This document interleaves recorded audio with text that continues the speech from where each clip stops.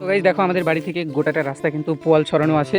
আর এখন আমি আর ভাই যাব নদীর ওই পার আমাদের জমির যেগুলো গোচা রয়েছে ধানের, তো সেই গোচাগুলো কাটতে, কেননা কয়দিন পর আবার বিছন ফেলতে হবে সেই জমিতে। চলো জমিতে যাওয়া যাক। তো গাইস এখন কিন্তু অনেকটাই গরম আর আমরা চলে এসেছি আমাদের রাঙামাটি এই স্কুলটাতে। তো এখান থেকে জল ভরলাম আর এখন যাব আমাদের জমিতে। জমিতে গিয়ে নিয়ে গোচাগুলো কাটবো আর একটু দূর গেলেই কিন্তু আমাদের জমি চলে আসবে। চলো জমিতে যাওয়া যাক তাড়াতাড়ি করে।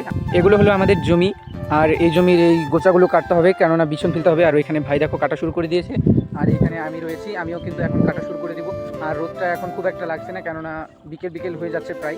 তো গাইস এখন দেখো যে কতখানি কাটলাম জমি আর এখন এটুকু কাটবো, কেটে নিয়ে চলে যাব আমি বাড়ি। তো দেখো আমি কীভাবে কাটছি। তো অনেকটা তাড়াতাড়ি কাটতে হচ্ছে, কেননা সন্ধ্যা হয়ে যাবে আর একটু পর। তো একটু তাড়াতাড়ি না কাটলে কেমন হয়, তো বাবা আর মা আসলে আর একটু তাড়াতাড়ি হতো। তো ওপরে একটা আমাদের জমি আছে, এই যে এই জমিটাও কাটতে হবে, তাহলে আমাদের বেছন বোনার জায়গাটা একটু বড় হবে।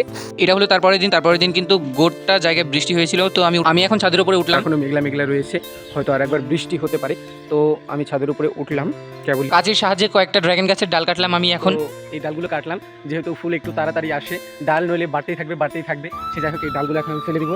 আজকের এই ছোট্ট ভিডিওটা এটুকুনি ছিল, দেখা হচ্ছে নেক্সট ভিডিওতে।